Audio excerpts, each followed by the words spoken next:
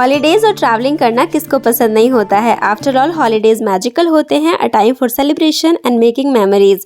और हम home makers के लिए तो एक छुट्टी भी होती है। बट जैसे ही हॉलीडेज ख़त्म होते हैं वैसे ही बहुत सारे काम हमारे घर पे इंतज़ार कर रहे होते हैं।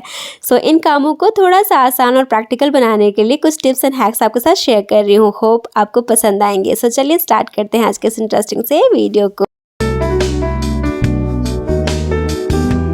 घर से जब भी हम बाहर जाते हैं, या फिर वो 4 दिनों के लिए हो या फिर 8 दिनों के लिए, वापस आने के बाद जो हमारा स्ट्रेस लेवल है और जो भी काम है हमारे बेडरूम को लेकर के, वो बिल्कुल ज़ीरो होने वाला है अगर आप लोगों ने ये टिप फॉलो कर लिया तो जब हम गए थे ना, तो मैंने अपने बेड को इस तरीके से, एक पुराने बेडशीट से इस तरीके से ना कवर कर दिया था।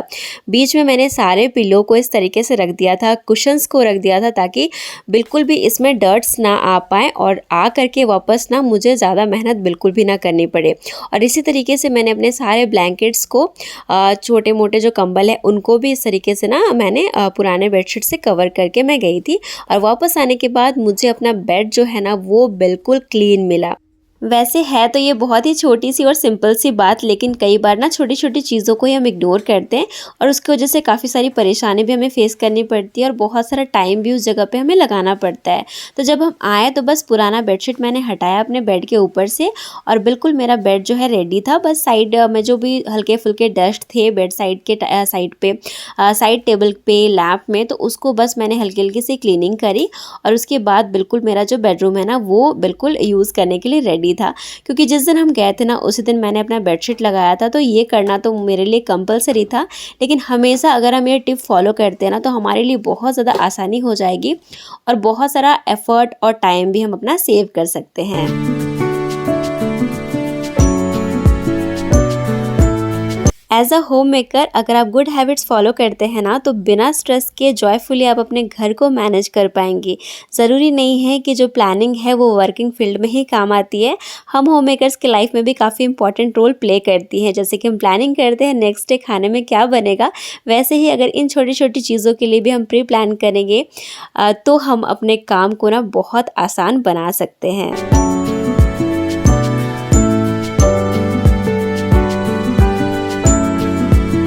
जैसे कि मैंने आपके साथ शेयर किया कि अभी कुछ दिनों पहले हम ट्रैवलिंग पे गए थे, तो ये जो टूर था हमारा 4 दिनों का ही था, बट होते होते ना ये 1 वीक का हो गया था। तो बाई कार हम गए थे, तो अपने मन मुताबिक ना हम घूम फिर के आ गए थे। तो वहाँ जाने के बाद कुछ चीज़ें हमने परचेज़ भी करी और बहुत सारे कपड़े गंदे भी हो गए थे। तो वहाँ पे मैंने ये बैग अलग से परचेज़ किया था और मैंने सोचा कि सारे जो भी गंदे कपड़े हैं उनको मैं इस बैग में ही अलग से रख देती हूँ सेपरेटली, ताकि वापस आने के बाद ना बहुत सारा टाइम मुझे ना लगाना पड़े चीज़ों को सेपरेट करने में।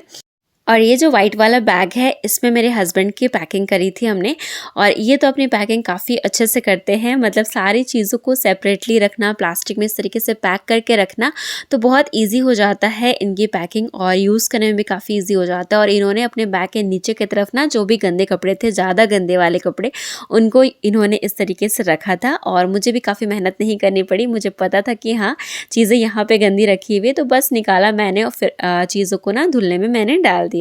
तो जब भी आप ट्रैवलिंग करते हो तो अपने साथ कुछ एक्स्ट्रा कैरी बैग ज़रूर से कैरी कीजिए, या फिर 1 या 2 आप पुराने पिलो कवर्स भी कैरी कर सकते हो, ताकि अपने डर्टी क्लोथ्स को रखने में बिल्कुल भी परेशानी ना हो। घर पर ऐसे बहुत छोटी छोटी चीज़ें होती है जिस पर ना कभी हमारा ध्यान जाता ही नहीं है। जैसे कि ये डस्ट पैन, इसको रखने के लिए मुझे काफ़ी स्ट्रगल करना पड़ता है, क्योंकि ये स्टेबल बिल्कुल भी नहीं रहता है। अगर मैं इसको नीचे भी रख दूँ इस तरीके से, तो ये अपने जगह से ना इधर उधर होता ही रहता है और देखने में बिल्कुल अच्छा नहीं लगता है। तो बहुत दिनों से मेरी इस पर नज़र थी कि इसको मैं किस तरीके से ऑर्गेनाइज़ करूँ।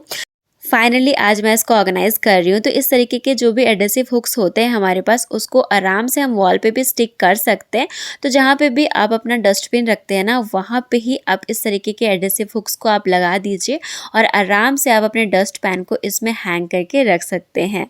तो इस तरीके से हम चीज़ों को हैंग करके रखते हैं ना, तो ईजी टू यूज़ भी हो जाता है और जो भी हमारा सरफेस है वो हमेशा क्लीन एंड नीट लगता है।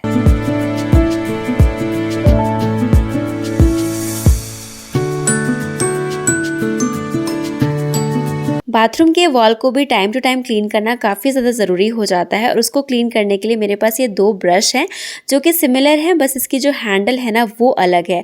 तो ग्रीन वाले के कंपैरिजन में मुझे ब्लू वाला ज़्यादा अच्छा लगता है क्योंकि इसकी जो हैंडल है ना वो काफ़ी कंफर्टेबल है और इसको आराम से आप होल्ड कर सकते हो और आराम से आप अपने वॉल को स्क्रब कर सकते हो।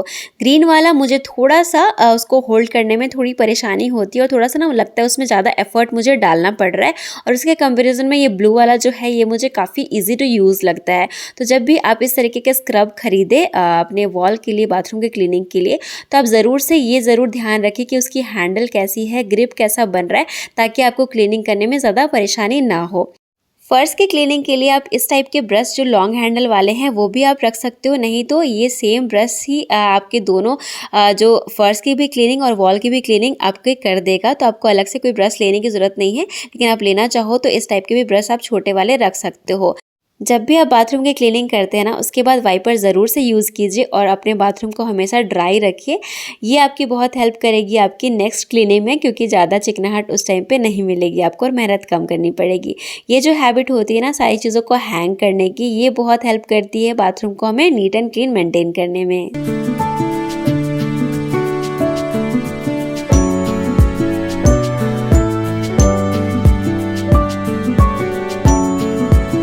कहीं से भी हम वापस घर आते हैं ना तो घर में ऑलरेडी बहुत सारे ऐसे काम होते हैं जो हमारा इंतज़ार कर रहे होते हैं कि कब हम आएंगे और सारी चीज़ों को वापस से रीसेट करेंगे, अपने अकॉर्डिंग ऑर्गेनाइज करेंगे। तो 2-4 दिन तो ऐसे ही निकल जाते हैं सारी चीज़ों को सेट करने में अपने अकॉर्डिंग, ताकि हम अपने नॉर्मल लाइफ में आ पाएँ, अपने डेली रूटीन में आ पाएँ। तो आज जैसे मैंने अपने सारे जो भी कपड़े थे उनको धुल लिए थे, जो मुझे अपने से धुलने थे। एक्चुअली जो भी कपड़े मैं बाहर पहनती हूँ ना, जो मुझे पसंद, एक्चुअली मेरे फेवरेट कपड़े जो होते हैं वो मैं अपने हाथों से ही धुलना पसंद करती हूँ। मैं मशीन में नहीं डालती हूँ, पता नहीं क्यों मेरी ये हैबिट है, मैं अपने हाथों से ही धोती हूँ। और इस तरीके से ना उनको जब मैं ड्राई करती हूँ तो मशीन में भी नहीं डालती हूँ, बस 1 घंटे के लिए उनको धूप में डाल देती हूँ। जब भी सारे पानी उसमें से निकल जाते हैं उसके बाद मैं उनको ना घर के अंदर ही सूखने के लिए छोड़ देती हूँ, क्योंकि मुझे लगता है कि अगर मैं मशीन में डालूँगी अपने कपड़े तो वो कहीं ख़राब ना हो जाए, तो इसलिए मैं अपने हाथों से ही उनको धोना पसंद करती हूँ। और जब भी सारे पानी उसमें से निकल जाते हैं, पानी टपकना बंद हो जाते हैं, तो इस तरीके से ना मैं उनको घर के अंदर ही इस तरीके से सुखा देती हूँ। इससे क्या होता है, सारे जो कलर हैं कपड़ों के वो मेंटेन रहती है और फेड भी नहीं होते, क्योंकि आप धूप पे ही छोड़ दोगे ना तो नए कपड़े के कलर बहुत जल्दी निकल जाते हैं और कपड़े आपके नए भी पुराने लगने लगते हैं।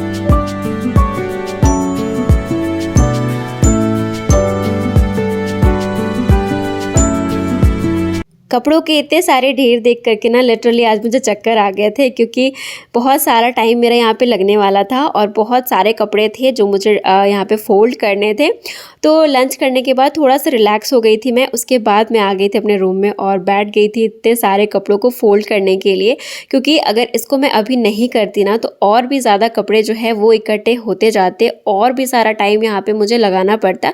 तो उससे अच्छा है कि जो काम आपको जिस टाइम पे दिख रहा है उसको उसी टाइम पे ख़त्म कर देना।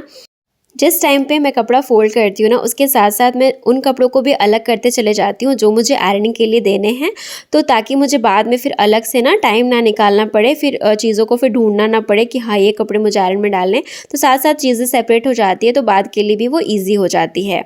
और इतने सारे कपड़े फोल्ड करने में मुझे आज लगभग 1 घंटे का टाइम लग गया था।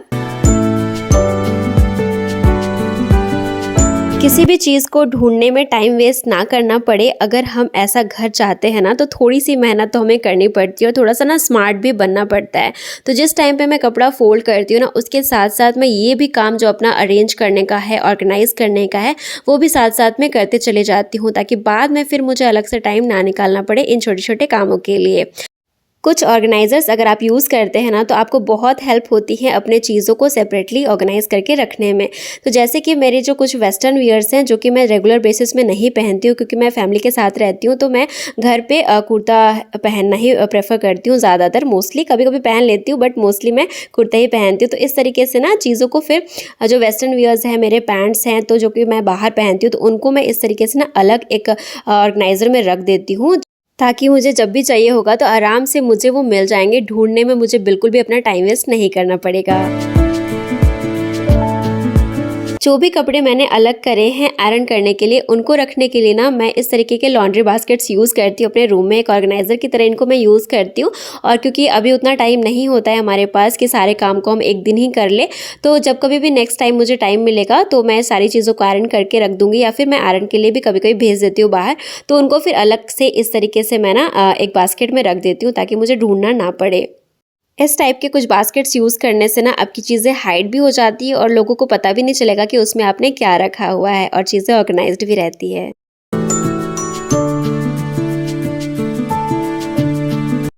आज मेरा बर्थडे भी था, तो इस बार कुछ वैसा सेलिब्रेशन नहीं करा क्योंकि जस्ट ही हम घूम कर के आए थे और कहीं जाने का मन भी नहीं था, थोड़ी-सा थकान भी हो रही थी। तो रात में बस हमने केक कट करा और इवनिंग में हम चले गए थे मूवी नाइट के लिए। तो मूवी से पहले हमने थोड़ा-सा यहाँ पे मस्ती करा और थोड़े बहुत स्नैक्स एन्जॉय करा, उसके बाद फिर हम मूवी देखे और घर चले गए। So friends, that's all for today. आज की वीडियो आप लोगों को कैसी लगी ज़रूर से बताइएगा कमेंट सेक्शन में। आपके कमेंट का मुझे हमेशा से इंतज़ार रहता है। और भी इस तरीके के होम मेकिंग के टिप्स एंड हैक्स देखने के लिए मेरे चैनल को ज़रूर से सब्सक्राइब कीजिएगा और बेल आइकन को भी ज़रूर से हिट कीजिएगा ताकि मेरे नेक्स्ट वीडियो की नोटिफिकेशन आप लोग को सबसे पहले मिल सके। एक लाइक करके थोड़ा सा मुझे मोटिवेट ज़रूर कीजिएगा। जल्द मिलती हूँ। Bye bye, take care and thank for watching.